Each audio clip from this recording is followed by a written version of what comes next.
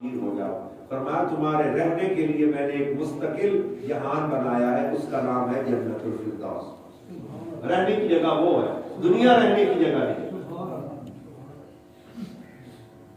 کوئی بھی انسان دنیا میں ایسا نہیں ہے جس کو یہاں پر ٹھہرنے کی اجازت ہو۔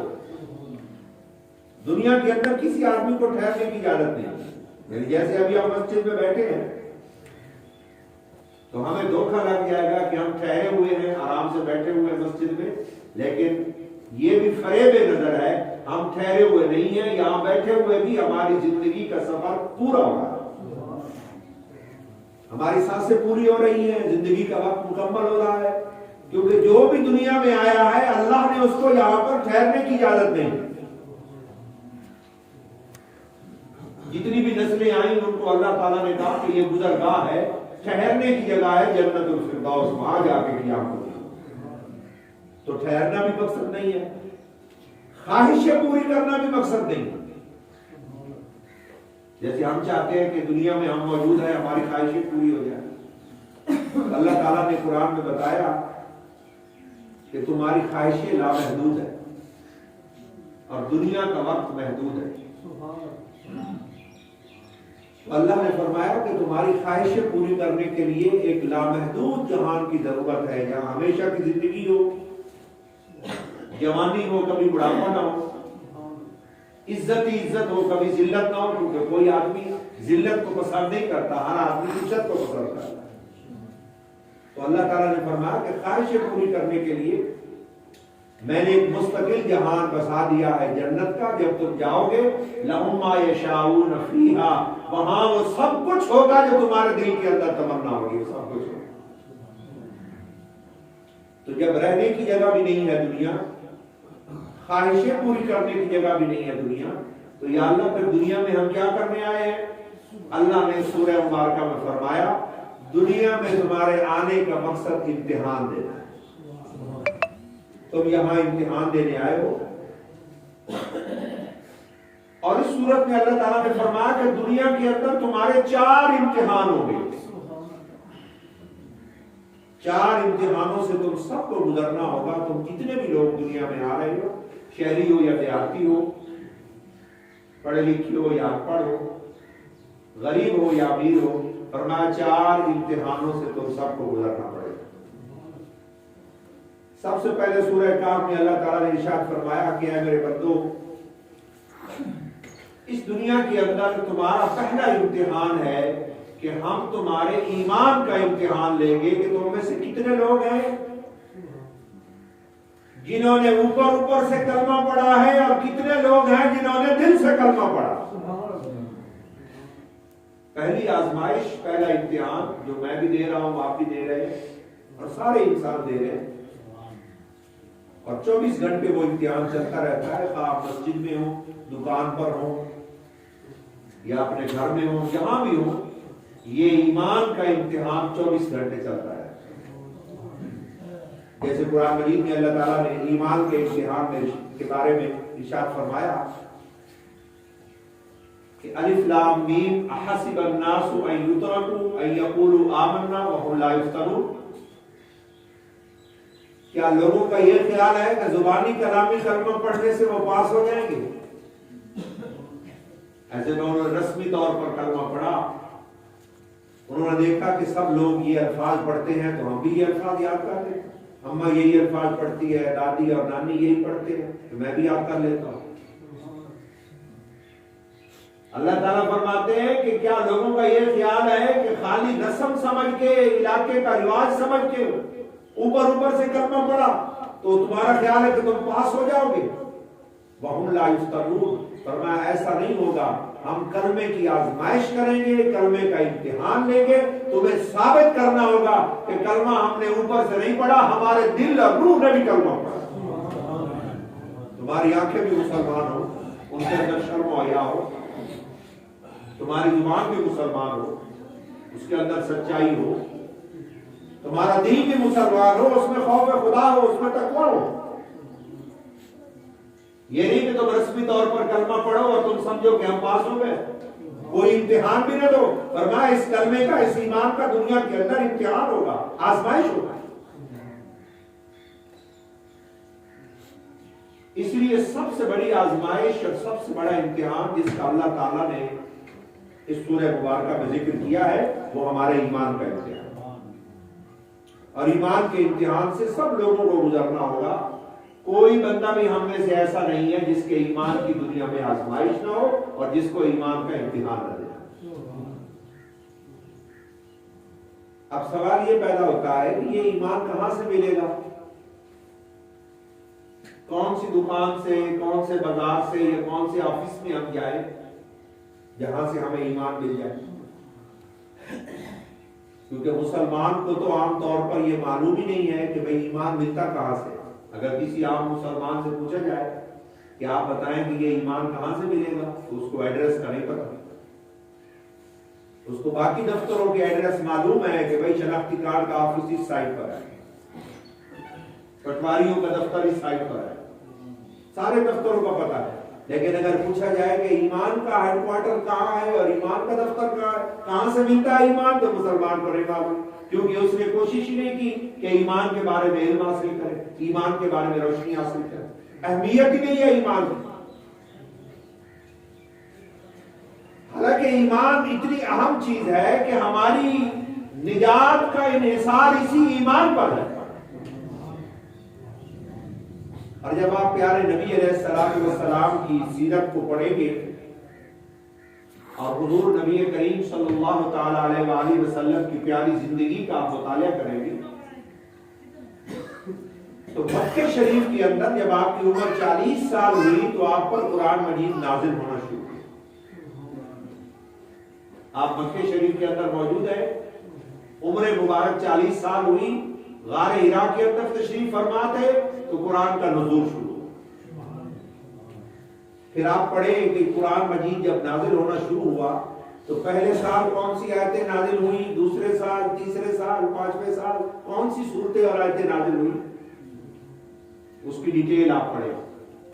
جب آپ ڈیٹیل پڑھیں گے کہ بھئی ان آیتوں کے اندر کیا چیز نازل ہو رہی ہے، نہ تو پہلے جو آیتیں نازل ہوئی 6-7 سال جو قرآن نازل ہوا، نہ تو ان کے اندر حج کا حکم نازل ہوا کہ حج ادا کرو، یہ حکم ابھی نازل نہیں ہوا۔ 6-7 سال گزر گئے، قرآن نازل ہو رہا ہے، ابھی روزے کا حکم بھی نہیں آیا کہ روزہ رکھو، ابھی یہ بھی حکم نہیں آیا کہ شراب حرام ہے، شراب مت پیو، ابھی یہ بھی حکم نہیں آیا کہ سود حرام ہے، سود کے قریب نہ جاؤ، یہ بھی حکم ابھی نازل نہیں ہوا۔ جہاد کا حکم بھی نازل نہیں ہوا۔ تو آپ کہیں گے یہ 6-7 سال جو قرآن نازل ہوتا رہا ہے اس میں کیا چیز آسمانوں سے نازل ہو رہی ہے؟ جب وہ آیتیں آپ کو پڑھیں گے تو آپ کو پتہ چلے گا کہ ان آیتوں کے اندر اللہ تعالیٰ نے جو ابتدا میں آیتیں نازل ہوئی 6-7 سال، ان کے اندر اللہ نے صرف اور صرف ایمان کو نازل کرا۔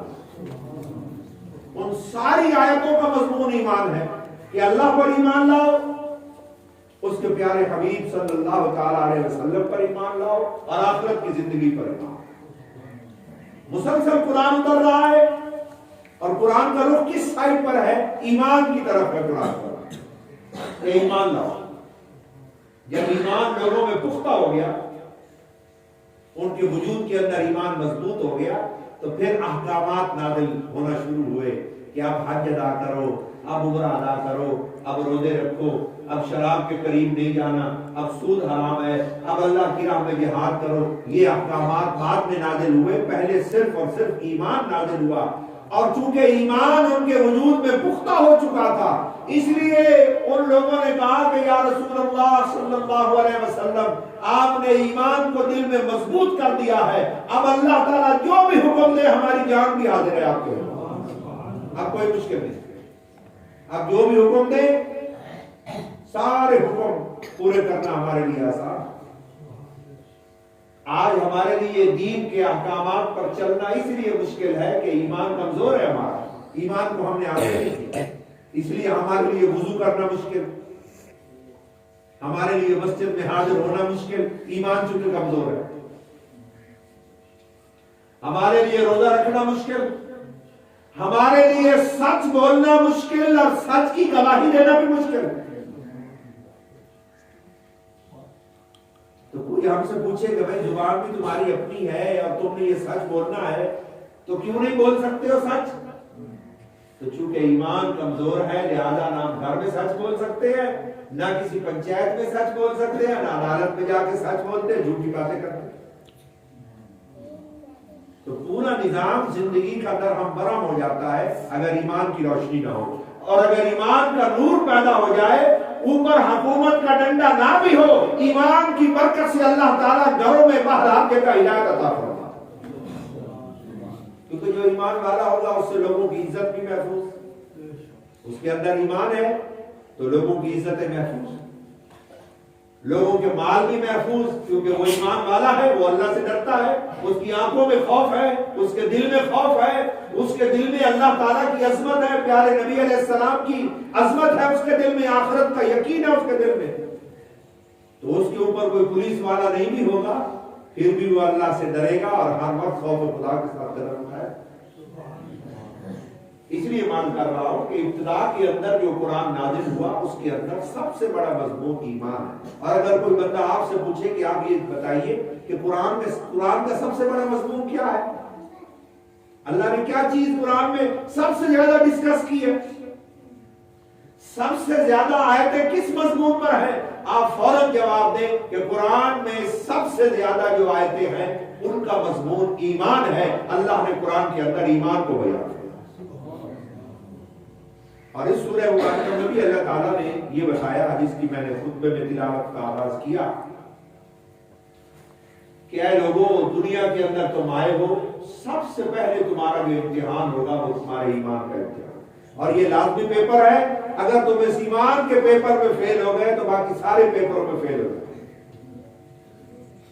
چاہے تم دوسرے پیپروں میں بڑے اعلیٰ نمبر لو کہ مکان بھی بہت عالیشان بناؤ، دکان بھی بہت عالیشان بناؤ، ڈگریاں بھی بہت اونچی حاصل کرو، شہرت بھی پوری دنیا میں حاصل کرو، لیکن ایمان کو حاصل نہیں کرو گے تو فرمایا سارے پیپرز کے اندر فیل شمار ہوگے، کیونکہ ایمان کے پیپر میں پاس ہونا ایمان کے مطالعے کے لیے لازم ہے، ہر مسلمان کے لیے لازم ہے۔ اس لیے اللہ جل شانہ نے قرآن مجید کے اندر جس مضمون کو سب سے ڈیٹیل سے بیان کیا ہے وہ ایمان کا مضمون۔ اب سوال یہ پیدا ہوتا ہے کہ یہ ایمان کہاں سے آئے گا، کہاں سے حاصل کریں گے ہم ایمان، کون سا آفس ہے، کون سا دفتر ہے جہاں سے ایمان ملتا ہے؟ تو میرے معزز اور محترم بزرگوں اور نوجوان ساتھیوں، ایمان کا سب سے بڑا مرکز ہے اللہ کی کتاب القرآن الکریم۔ یہ جو کتاب ہے قرآن مجید یہ ایمان کا ہیڈ کوارٹر ہے، یعنی اگر کوئی آپ سے پوچھے کہ ایمان کا ایڈریس کیا ہے تو آپ اس کو بتائیں گے بھائی ایمان کا ایڈریس یہ ہے کہ قرآن کی آیتوں میں سے ایمان نکلتا ہے اور ہماری زندگی کے اندر شامل ہوتا ہے۔ سب سے بڑا مرکز ایمان کا، سب سے بڑا مرکز ہدایت کا اللہ کی کتاب القرآن الکریم۔ لوگ مجھے کہتے ہیں کہ پیر صاحب قرآن تو موجود ہے، ہمارے گھروں میں 5-6 قرآن ہیں اور ہمارے مسجد میں تو 50-60 قرآن موجود ہے، لیکن پھر بھی ہمارے ایمان کمزور کیوں ہے؟ قرآن تو موجود ہے لیکن لوگوں کے ایمان پھر بھی کمزور ہے، ایمان میں جان نہیں ہے۔ اس کی وجہ یہ ہے کہ ہم لوگ قرآن کو پڑھتے ہیں بغیر سمجھے ہوئے، معنی کے بغیر پڑھتے ہیں، جس کی وجہ سے قرآن کی آیتوں میں سے ایمان نکل کر ہماری زندگی میں شامل نہیں ہوتا۔ قرآن کی آیتوں میں ایمان موجود ہوتا ہے لیکن ہماری لائف میں نہیں آتا، ہماری زندگی کا حصہ نہیں بنتا، کیونکہ ہم صرف الفاظ کو پڑھتے ہیں اور معنی کو نہیں پڑھتے۔ جب آپ قرآن مجید کو معنی کے ساتھ باترجمہ پڑھیں گے ہر آیت کے ساتھ آپ کے ایمان پہ اضافہ ہو جائے گا۔ آپ تجربہ کر کے دیکھیں، آپ بے شک تجربہ کر کے دیکھ لیں، ہر آیت آپ پڑھیں گے آپ کا ایمان بڑھ جائے گا۔ جیسے ابھی میں اس مسجد میں آپ کو چھوٹا سا ٹیسٹ کروا دیتا ہوں کہ ایمان میں اضافہ ہوتا ہے یا نہیں ہوتا اگر ہم قرآن کو سمجھ کے پڑھیں۔ جیسے آپ قرآن مجید کو باترجمہ پڑھ رہے ہیں، جو آیت پڑھ رہے ہیں ساتھ میں معنی بھی پڑھ رہے ہیں، اب آپ 16ویں پارے کی تلاوت کریں تو آپ سورہ طٰہٰ میں دیکھتے ہیں کہ ایک معصوم بچہ یعنی حضرت موسیٰ علیہ السلام ابھی پیدا نہیں ہوئے، ابھی موسیٰ علیہ السلام پیدا نہیں ہوئے، دنیا میں نہیں آئے، لیکن ان کا دشمن دنیا میں آ چکا ہے اور ملک کے تخت پر بیٹھا ہوا ہے، اس کا نام فرعون ہے۔ فرعون مصر کے تخت پر بیٹھا ہوا ہے، حکومت کر رہا ہے۔ موسیٰ علیہ السلام ابھی دنیا میں آئی نہیں، یعنی دشمن آ چکا ہے اور ملک کا سربراہ ہے اور ملک کا اقتدار اس کے ہاتھ میں ہے، اور بڑا ظالم آدمی ہے۔ بچہ ابھی نہیں آیا، دشمن پہلے ہی آ گیا۔ اب اس نے ایک خواب دیکھا ہے، تو خواب کی جب اس نے تعبیر پوچھی تو لوگوں نے اسے بتایا کہ ایک بچہ پیدا ہوگا بنی اسرائیل کے اندر جو تیری حکومت کا تختہ الٹ دے۔ تو اس نے کہا پھر کیا کرنا چاہیے؟ مشورہ یہ پاس ہوا کہ بنی اسرائیل میں جو بھی بچہ پیدا ہو اس کو پیدا ہوتے ہی ذبح کر دیا جائے، نہ کوئی بڑا ہوگا نہ تیری حکومت کا تختہ الٹے گا۔ اب اس نے قانون نافذ کر دیا، بنی اسرائیل کے اندر بچے ذبح ہو رہے ہیں۔ یہ ایک جھوٹے اور نکلی خدا کی تصویر ہے، جو اپنے آپ کو خدا کہتا ہے، نکلی خدا، جھوٹا خدا، یہ ایک تدبیر کا۔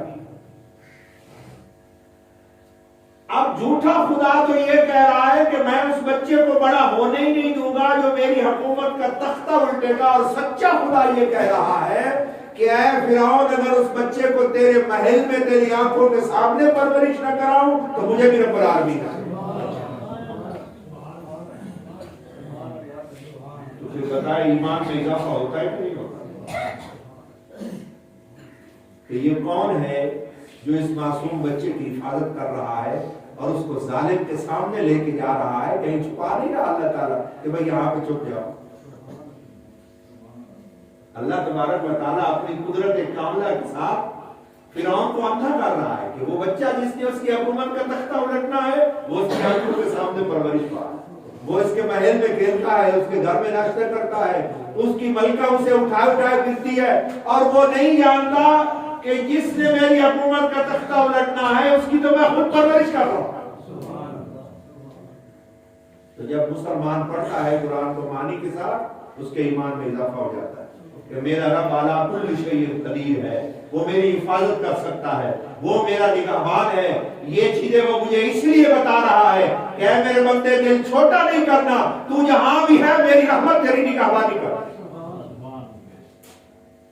آپ دیکھیں گے قرآن مجید کے اندر جب آپ قرآن کو بات ترجمہ پڑھیں گے، آپ سورہ یوسف میں دیکھیں گے کہ ایک بچہ ہے، یعنی حضرت یوسف علیہ السلام، اس کے گھر والے ہی اس کے دشمن ہو گئے، باہر کے دشمنوں کو چھوڑو، گھر والے دشمن ہو گئے، فیملی کے اندر ہی دشمن ہو گئے۔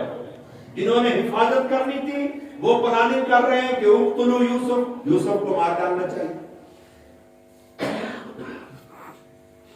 اب جو گھر کے اندر دشمن پیدا ہو گئے، انہوں نے اپنی تدبیر کے مطابق اس معصوم بچے کو لے جا کر ایک اندھے کنویں کے اندر پھینک دیا ہے۔ تو جب اندھے کنویں کے اندر پھینکا تو اللہ تبارک و تعالیٰ نے ارشاد فرمایا کہ اے یوسف آپ کو گھبرانے کی ضرورت نہیں ہے، آپ پریشان نہ ہو۔ اگر اس کنویں کی تاریکی اور گہرائی اور اندھیرے سے نکال کر آپ کو مصر کے تاج و تخت کا مالک نہ بناؤں تو مجھے رب العالمین ہے۔ آپ نے ٹینشن نہیں لینی، میں آپ کا نگہبان ہوں، میں آپ کی حفاظت کر رہا ہوں۔ تو پھر وہ کون ہے جو ان اندھیروں میں سے نکال رہا ہے؟ وہ کون ہے جو حفاظت کے ساتھ ملک مصر میں اجنبی دیش میں لے کے جا رہا ہے؟ اور وہ کون ہے جو اجنبی دیش میں جہاں یوسف علیہ السلام کے ووٹ بھی نہیں ہے، کیونکہ قبیلے والے ووٹ دیتے ہیں، جاننے والے ووٹ دیتے ہیں، وہاں تو ان کا کوئی ووٹ ہی نہیں ہے، نہ خاندان ہے، نہ قبیلہ ہے، نہ اپنی نسل ہے، لوگ اجنبی ہیں جس ملک میں گئے ہیں۔ کون ہے جو ساری منزلیں طے کرا کے ان کو مصر کے تاج و تخت کے حوالے کر رہا ہے؟ اللہ فرماتا ہے ہر جگہ میں خود نگہبان ہوں۔ اس لیے مان کر رہا ہوں کہ قرآن مجید کو جب آپ با ترجمہ پڑھیں گے اور معنی کے ساتھ پڑھیں گے، ایمان کا اور دین کا، ہدایت کا، ایمان کا سب سے بڑا مرکز اور ہیڈ کوارٹر ہے اللہ کی کتاب القرآن۔ لوگ مجھے کہتے ہیں کہ جناب پیر صاحب ہم کیسے قرآن کو با ترجمہ پڑھیں، یہ تو عربی زبان میں ہے اور ہماری زبان تو پنجابی ہے، اردو ہے، پشتو ہے، بلوچی ہے، سندھی ہے، تو ہم تو یہ بولیاں بولتے ہیں. قرآن تو عربی زبان میں ہے، ہم کیسے قرآن کو سمجھیں؟ کیونکہ مجھے پتا ہے کہ آپ لوگ آپ درسوں میں بھی داخل نہیں ہو سکتے کہ وہاں جائے اور قرآن کو سمجھیں. یہ آپ کے لیے مشکل ہے، کیونکہ بچوں کی بھی ذمہ داریاں ہیں، بیٹے ہیں، بیٹیاں ہیں، کھیتی باڑی بھی ہے، ملازمت بھی ہے، اور بھی آپ کی مصروفیات ہیں. تو میں آپ کو ایک ایسا آسان طریقہ بتاتا ہوں کہ اگر آپ اس پہ عمل کر لیں گے، آپ کے گھر کے اندر روشنی ہو جائے گی، اور آپ کو گھر میں رہتے ہوئے صرف 5 منٹ آپ روزانہ دے دیں، آپ کو پورے قرآن کا معنی معلوم ہو جائے. میں آپ کو وہ طریقہ نہیں بتاؤں گا جیسے ہم لوگ جا کے پڑھتے ہیں درسوں میں، علماء کی خدمت میں رہتے ہیں، وہ ہمارے پاس لمبا ٹائم ہوتا ہے، ہم نے 9-10 سال عالم علماء کے پاس رہنا ہوتا ہے. وہ کام آپ نہیں کر سکتے. آپ کے لیے ایسا طریقہ چاہیے کہ آپ کا گھر کا کام بھی چلے، آپ اپنے گھر کی حفاظت کریں، بچوں کی حفاظت کریں، اپنی کھیتی باڑی بھی کریں، اپنے جانوروں کو سنبھالیں، اپنی تجارت، ساری چیزوں کو آپ سنبھالیں، اور پورے قرآن مجید کا معنی بھی آپ کو گھر بیٹھے معلوم ہو جائے. اس کا طریقہ یہ ہے کہ ہر مسلمان کے گھر میں ایک آسان ترجمے والا قرآن ہو، جس میں موٹے لفظوں میں اور واضح لفظوں میں، آسان لفظوں میں قرآن کا معنی لکھا ہو.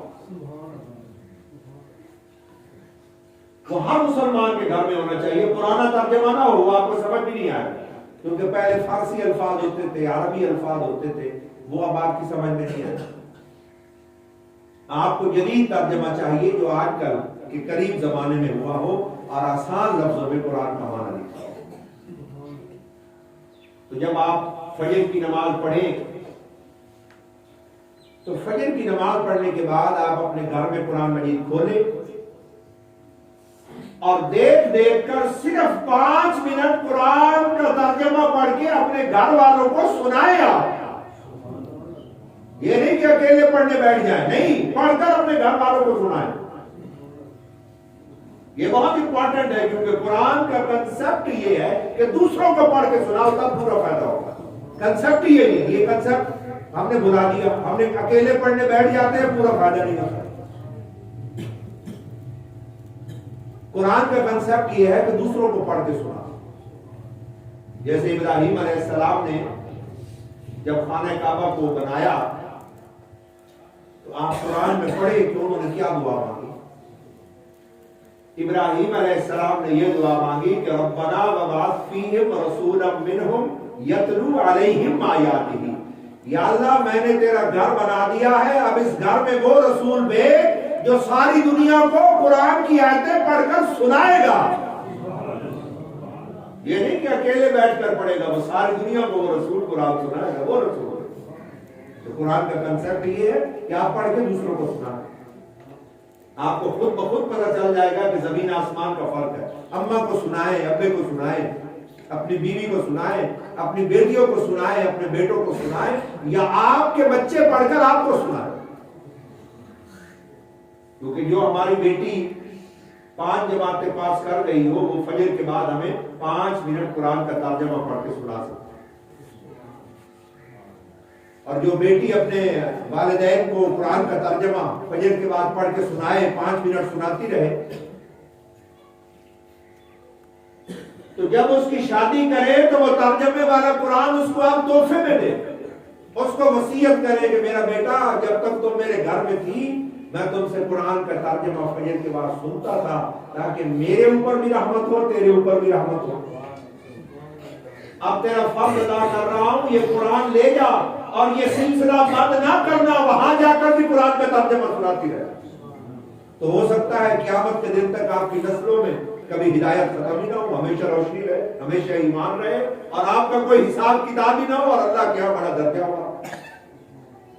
اس لیے مان کر رہا ہوں کہ قرآن کا کنسپٹ یہ کیسے ایمان قرآن میں سے نکل کر ہماری زندگی میں آئے گا. کیونکہ جس چیز کی سب سے زیادہ کمی ہے اس پر وہ ایمان ہے. باقی چیزوں کی کمی نہیں ہے، جو ہمارے پاس کپڑے ہیں یہ پہلے لوگوں سے بہت بہترین ہیں. کپڑے بھی ہم جو اس وقت آپ لوگوں نے پہنے ہوئے ہیں یہ پہلے زمانے میں اس طرح کے کپڑے بادشاہ لوگ پہنتے. تو لباس بھی ہمارے ٹھیک ہے. مکانات پہلے کچے ہوتے تھے وہ بھی پکے ہو گئے. کھانے پینے کی چیزیں بھی پہلے لوگوں کو جو میسر نہیں تھی وہ اللہ تعالیٰ نے آپ کو عطا فرمائی. سواریاں بھی پہلے سست رفتار تھی اب آپ کے پاس تیز رفتار سواریاں. ہر چیز کے اندر آپ پہلی لوگوں سے ترقی میں آگے نکل گئے ہیں. علاج معالجے میں سڑکوں میں ہر چیز میں. لیکن جس چیز کی کمی ہو گئی ہے وہ ایمان ہے. اگر کوئی چیز آپ ڈھونڈیں اور آپ کو کم نظر آئے گی سب سے زیادہ وہ ہمارا ایمان ہے جو آپ کو ڈھونڈنے سے بھی مشکل سے ملے. تو ایمان کیسے آئے گا؟ کہاں سے آئے گا ایمان؟ ایمان کا سب سے بڑا ہیڈ کوارٹر ہے اللہ کی کتاب القرآن کا. کیونکہ قرآن کی آیتیں ہمارے اندر ایمان بھرتی ہے, ہماری آنکھوں میں ایمان ڈالتی ہے, ہمارے دل میں ایمان ڈالتی ہے, ہماری سوچ میں, ہماری لہو میں, ہماری روح میں قرآن ایمان ڈالتا ہے. اور ایک چیز میں آپ کو بتاؤں کہ اگر قرآن کو آپ سمجھ کر بات ترجمہ پڑھیں گے, قرآن یہ نہیں کہ آپ کی دنیا کو بدل دے گا, قرآن کے اندر اتنی پاور ہے یہ آپ کی آخرت کو بھی بدل دے گا. یہ آپ کی سوچ کو بدل دے گا, آپ کے ویژن کو بدل دے گا. جو کچھ آپ زندگی میں سوچتے ہیں یہ پورا نقشہ قرآن مجید آپ کا چینج کر دے گا اگر آپ اس کو سمجھ کے پڑھیں. اور میں نے آپ کو وہ آسان طریقہ بتایا ہے کہ بھئی آپ کے لیے مشکل نہ ہو, آپ اپنے گھر کا نظام بھی چلائیں, اپنی کھیتی باڑی, اپنی جاب, ملازمت سب کریں. صرف 5 منٹ فجر کے بعد دے دیں اور فجر کے بعد 5 منٹ قرآن اپنے گھر میں کھولیں. قیامت کے دن آپ کا شمار بھی اسلام کی تبلیغ کرنے والے عظیم علماء اور مبلغین کے اندر ہوگا. آپ کہیں گے یا اللہ میں تو کوئی عالم نہیں ہوں, نہ میں نے جمعے پڑھائے نہ میں نے تقریریں کی, آج آپ نے مجھے بڑے علماء کے اندر کھڑا کر دیا. تو آپ کو بتایا جائے گا کہ ٹھیک ہے آپ نے جمعے نہیں پڑھائے اور جگہ جگہ جا کے تقریریں نہیں کی, لیکن آپ فجر کی نماز کے بعد اپنے گھر والوں کو تو قرآن کا ترجمہ 5 منٹ پڑھ کے سناتے ہیں. اس سے بڑی کون سی تبلیغ ہے؟ یہ تو سب تبلیغوں کی سردار ہے تبلیغ. آپ کا شمار علماء میں ہوگا, آپ کا شمار عظیم مبلغین اسلام میں ہوگا. صرف 5 منٹ اللہ کے کلام کا ترجمہ پڑھ کے اپنے گھر والوں کو سناتے. میں آپ کو پریکٹیکل بتاتا ہوں کہ کیسے یہ کتنا آسان ہے, یہ مشکل نہیں ہے. ایسے آپ فجر کے بعد قرآن مجید کھولیں, آیت پڑھیں اور اس کا معنی پڑھیں. ایسے آیت پڑھیں بسم اللہ الرحمن الرحیم, اللہ کے نام کے ساتھ شروع کرتا ہوں جو بڑا مہربان نہایت رحم کرنے والا ہے. ایسے گھر والوں کو سنا. الحمدللہ رب العالمین, تمام تعریفیں اس اللہ کے لیے ہیں جو تمام جہانوں کا پالنے والا ہے. الرحمن الرحیم, جو بڑا مہربان ہمیشہ رحم کرنے والا ہے.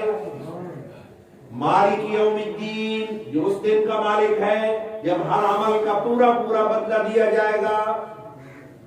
ایاک نعبد و ایاک نستعین, یا اللہ ہم صرف تیری عبادت کرتے ہیں اور تجھی سے مدد مانگتے ہیں.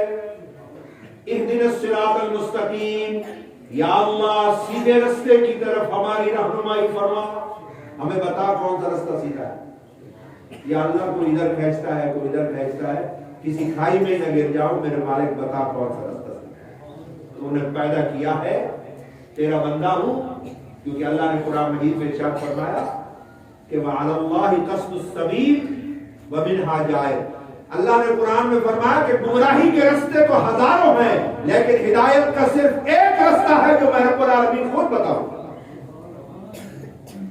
اللہ نے فرمایا ہدایت کا رستہ میں خود بتاؤں گا. جیسے پیدا میں نے کیا ہے رستہ بھی میں رب العالمین خود بتاؤں گا. یہ نہیں ہو سکتا, اللہ نے فرمایا, یہ تو لاجیکل بھی نہیں ہے, انصاف بھی نہیں ہے کہ اللہ فرماتا ہے پیدا میں کروں, آنکھیں میں بناؤں, دماغ میں بناؤں, سارا وجود تیار کر کے روح بھی میں پھونکوں, زمین کا فرش تیرے پیروں کے نیچے میں بچھاؤں, آکسیجن کے لیے ہوائیں میں چلاؤں, سورج میرا چمکے, زندگی میری دی ہوئی ہو, رہنمائی تیری کوئی اور کرے. فرمایا یہ تو زیر کی تسلیم کی کر. یہ تو لاجک کے بھی خلاف ہے. اللہ نے فرمایا چونکہ پیدا میں نے کیا ہے, بندے میرے ہو, رستہ میں رب العالمین خود بتاؤ. اسی لیے آپ ایمان والے بھی جب قرآن شروع کرتے ہیں تو آپ پہلی دعا یہی مانگتے ہیں. حالانکہ آپ کے دل میں بہت سی دعائیں ہیں, اولاد کے لیے بھی ہم دعا مانگتے ہیں, رزق کے لیے بھی ہم مانگتے ہیں, شفا بھی اللہ سے مانگتے ہیں, ساری چیزیں مانگتے ہیں.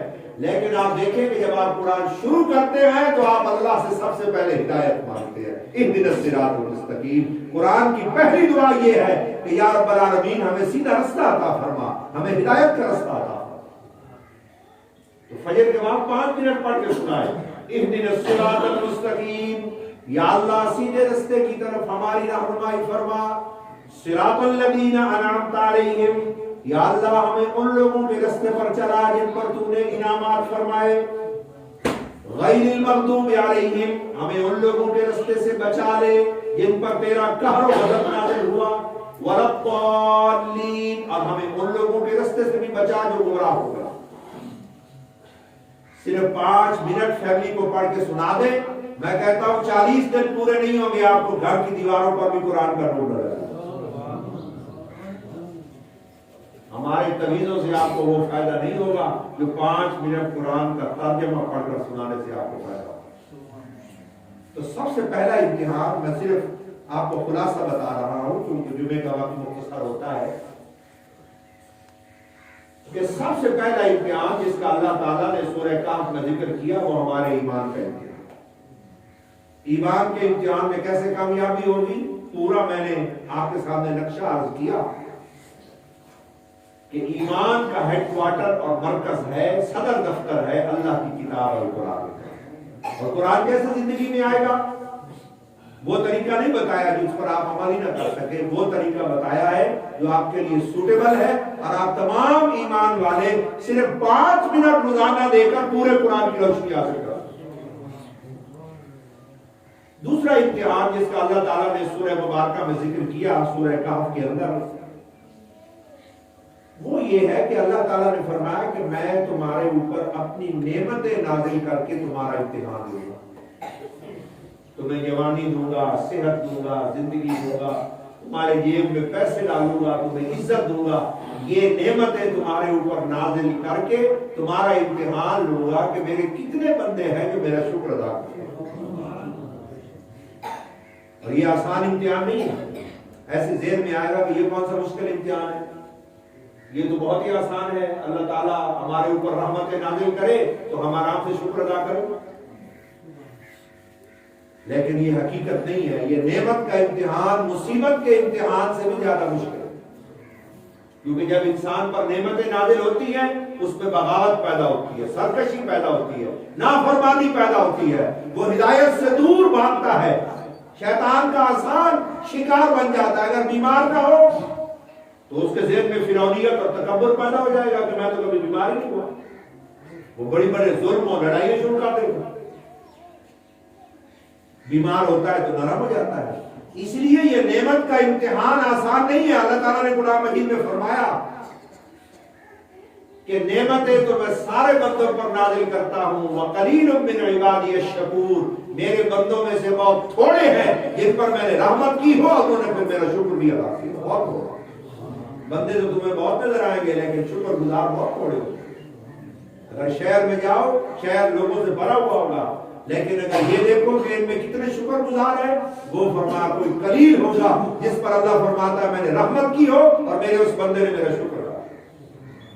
تو دوسرا امتحان جس کا اللہ نے سورہ کہف میں ذکر کیا وہ نعمت کا امتحان. اللہ نے فرمایا کہ میں نعمتیں بھیج کر تمہاری آزمائش کروں. تیسرا امتحان جس کا اللہ تعالیٰ نے سورہ کہف میں ذکر کیا ہے کہ وہ بھی سب کا ہوگا, وہ یہ ہے کہ اللہ فرماتے ہیں کہ میں تمہیں کوئی صلاحیت عطا کروں گا اور وہ صلاحیت بھی امتحان ہوگا. جیسے کسی کو اللہ تعالیٰ علاج کی صلاحیت عطا کر دے گا, وہ ڈاکٹر ہوگا, ورنہ وہ بھی میرا امتحان ہوگا. میں دیکھوں گا کہ وہ جو ڈاکٹر بنا ہے وہ میرے بندوں پر ظلم کرتا ہے, ان کو غلط دوائیاں دیتا ہے, یا مجھ سے ڈرتا ہے اور مریضوں کی صحیح خدمت کرتا ہے. اسی طرح کسی کو اللہ انجینئر بنا دے گا تو وہ بھی اس کا امتحان ہوگا. کسی کو اللہ تبارک و تعالیٰ اچھی آواز دے گا تو وہ بھی اس کا امتحان ہوگا، وہ گانے بھی گا سکتا ہے اور قرآن بھی پڑھ سکتا ہے، دونوں چیزیں پڑھ سکتا ہے۔ اللہ نے فرمایا جو بھی میں صلاحیت کسی کو دیتا ہوں وہ صلاحیت اس کی ذاتی ملکیت نہیں ہے، وہ میری عطا ہوتی ہے اور وہ میرا امتحان ہوتا ہے کہ اس صلاحیت کے ساتھ میرا بندہ سیدھی راہ پہ چلتا ہے یا غلط راہ پہ چلتا ہے۔ وہ صلاحیتیں بھی، وہ قابلیتیں ہماری ذاتی جاگیر نہیں، وہ اللہ کی طرف سے آزمائش، امتحان۔ اور آخری امتحان جس کا اللہ تعالیٰ نے سورہ کہف میں ذکر کیا وہ یہ ہے کہ اللہ تعالیٰ فرماتے ہیں کہ میں تم سب کو چھوٹی یا بڑی بادشاہت عطا کروں گا اور تمہارا امتحان لوں گا کہ میری دی ہوئی کرسی پر بیٹھ کر کون ہے جو انصاف کرتا ہے۔ ہر ایک کو اللہ فرماتا ہے میں بادشاہ بناؤں گا، سب کو بادشاہ بناؤں گا۔ کسی کو تو اللہ تعالیٰ پورے ملک کا بادشاہ بنائے گا، اس کو پورے ملک کا جواب دینا ہوگا، کسی کو صوبے کا بادشاہ بنا دے گا، کسی کو تحصیل کا، موضع کا، ایک چھوٹی سی بستی کا بادشاہ بنائے گا، اس کو ان کا جواب دینا ہوگا۔ اور اللہ فرماتا ہے کہ زیادہ لوگوں کو میں صوبے یا ملک کا یا ضلع کا بادشاہ نہیں بناؤں گا، ان کو میں ایک چار دیواری ایک گھر عطا کروں گا کہ وہ اس گھر کے بادشاہ ہوں گے، وہی ان کی سلطنت ہوگی۔ اگر انہوں نے اس گھر کو صحیح طریقے سے چلایا ان کو وہی شان دوں گا جو ملکوں کے بادشاہوں کو شان عطا کرتا ہوں، ان پر وہی رحمتیں کروں گا۔ اگر انہوں نے اپنے گھر کی چار دیواری کو سنبھالا، اس کے اندر انصاف کیا، اس کے اندر دین حق کی آواز کو بلند کیا، اس میں نمازیں پڑھی گئی، اس میں قرآن پڑھا گیا، جیسے ابھی میں نے آپ کو بتایا کہ یہ جو گھر ہے یہ آپ کی چھوٹی سی سلطنت ہے، اس میں قرآن کا ترجمہ پڑھ کے آپ سنائیں بچوں کو، قیامت کے دن یہ گھر آپ کا گواہ ہوگا کہ یا اللہ یہ تو وہ بندہ ہے جو فجر کی نماز پڑھ کے قرآن کھولتا تھا، اپنے بیٹوں اور بیٹیوں کو قرآن کا ترجمہ سناتا تھا، اور اس کی بیٹیاں اور بیٹے اس کو پڑھ کر سناتے تھے، میرے مالک ہم گواہی دیتے۔ تو یہ جو چھوٹی سی سلطنت ہے اس نے اس کو بھی سنبھال لیا، اللہ تعالیٰ فرماتا اس پر بھی رحمت کر دوں گا۔ یہ چار امتحان ہے جس کا اللہ جل شانہ نے سورہ کہف کے اندر ذکر کیا ہے۔ جن امتحانوں سے میں بھی گزر رہا ہوں اور آپ بھی تمام ایمان والے گزر رہے ہیں، اور حضور نے فرمایا کہ ایمان والو ہر جمعے کے دن سورۃ الکہف کی تلاوت کرو تاکہ تمہاری زندگی کا مقصد کی یاد دہانی ہو سکے۔ میرے معزز بزرگوں نے جو ایک سورہ مبارکہ کی چند آیات پڑھ کے اس کے مفہوم کی طرف میں اشارہ کر رہا تھا، ایک قرآن مجید ہدایت کا سمندر۔ اس واسطے میرے دادا اور مرشد حضرت سید پیر مبارک شاہ صاحب بغدادی رحمۃ اللہ علیہ آپ ارشاد فرمائیں گے کہ میں اللہ نے وعدہ کیتا ہے جب تک میری زبان چلتی رہتی اس قرآن کی نوکری میں کرنی ہے لوگوں کو کراؤں۔ سارے حضرت صاحب نے دو طریقے نال قرآن کی خدمت کی تھی، ایک ہر بستی جا کے قرآن کا پیغام سنا تو دوئی خدمت فرمائی نے کہ اپنی زندگی کے اندر 55 درس بنا دیتے۔ الحمدللہ کم و بیش 50,000 طالب علم کو قرآن نصیب ہو۔ سن 1917 حضرت صاحب نے پہلا درس پڑھایا، سن 2021 ہو گیا، 104 سال ہو گئے۔ 104 سالہ دے اندر الحمدللہ کم و بیش 50,000 بچے ہم قرآن نصیب ہو۔ اور ہوتے 21 سال تو نظام کو چینج کیتا، ہم جتنے بچے سارے قرآن یاد کر رہے وہ سارے قرآن کو بات آتے پڑھا، یعنی جو آیت یاد کرنی ہے پہلے اس کا معنی سمجھ رہے، پھر معنی تو سمجھ کے آیت کو یاد کرنا ہے۔ پچھلے سال 500 لڑکا حافظ ہو گیا جنہیں قرآن مجید تو معنی سمیت بات ترجمہ یاد کر دیتا تھا۔ یہ جتنی دین دی محنت ہو رہی ہے اور یہ بتائی بڑھ کے اللہ پاک برابر تواڈے اعمال نامے درج کرتا ہے، کیونکہ میرے دادا صاحب فرمائیں گے نے کام کر نہیں کیتا، یہ سارے ایمان والے میرے نال موٹا جوڑیا کام کر گیا۔ آپ فصل دے موقع دے تواڈی خدمات حضرت صاحب دے درس دے اندر جاری ہے، یاد دہانی ایسی کرائی رکھتے ہیں تاکہ سلسلہ تاکہ ہمیں قیامت تک جاری ہے۔ ہن جے تواڈی کڑکا اس سے چھولے اس سے گرمیاں دے اندر ہاڑیاں دے اندر اور درس تے سفیر تواڈے علاقے دا دورہ کرے سی، جڑے اہل ایمان ہن نہ نہیں کھا لے سے ارادہ فرما لے سے رحمت ہن نیت کرنا شروع ہو جاسی مسئولیت کڑکا ہے تو اے بسم اللہ الرحمن الرحیم، بسم اللہ الرحمن الرحیم، سب تو پہلے کہ اللہ دا پیارا افتتاح کرے دا پھر اللہم صلی علی سیدنا و مولانا محمد مبارک وسلم وسلم علیہ جی اے بسم اللہ الرحمن الرحیم جناب یا منظور حسین صاحب ایک بوری نانی ہو گئی کہ قرآن کی برکت نال 1 کروڑ بوری انہیں قطرے قطرے نال دریا بڑھنا اے جناب جام حیات صاحب اے نصف بوری چنا نصف بوری چنا دے اچھا 1 بوری گندم ماشاءاللہ اے جناب محمد ظفر سبیلہ صاحب ماشاءاللہ 2 بوری انادی ہو گئی ہے یہ 2 کروڑ بوری ہو گئی قطرے قطرے نال دریا بنتا ہے اور کسی اللہ نے مقبول بندے جی ہاں کہاں سے ہو جانے یاد دہانی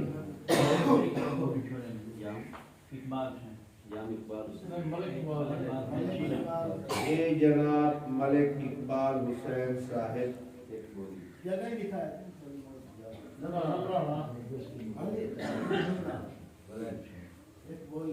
سبحان یہ بھی 1 کروڑ بوری ہے قرآن کی برکت